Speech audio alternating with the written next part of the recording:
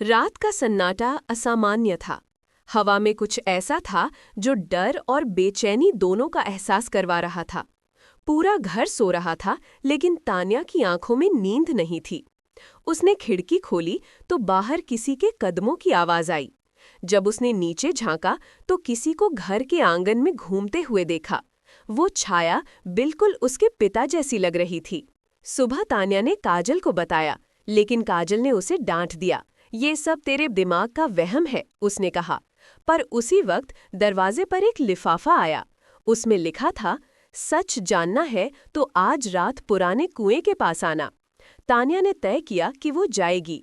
रात को वो अकेली वहां पहुंची। चारों तरफ अंधेरा था, बस कुएं के पास एक लाल दीपक जल रहा था। दीपक के पास एक डायरी रखी थी और उस पर लिखा था, काजल की डायरी।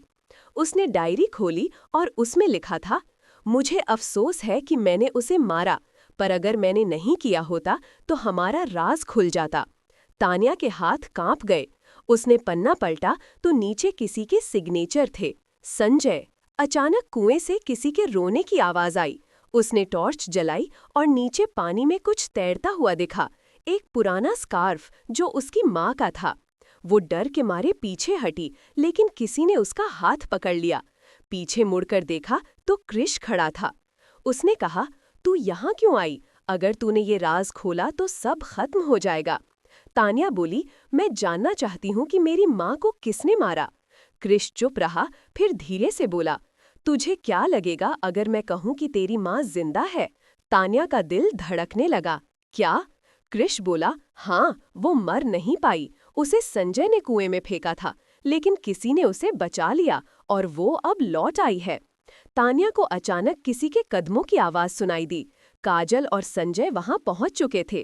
काजल चिल्लाई, क्रिश, तूने उसे सब बता दिया? क्रिश पीछे हटा, अब देर हो चुकी है। कुएं से ठंडी हवा उठी और पानी का रंग बदलने लगा। पानी से धीरे धीरे एक औरत बाहर आई।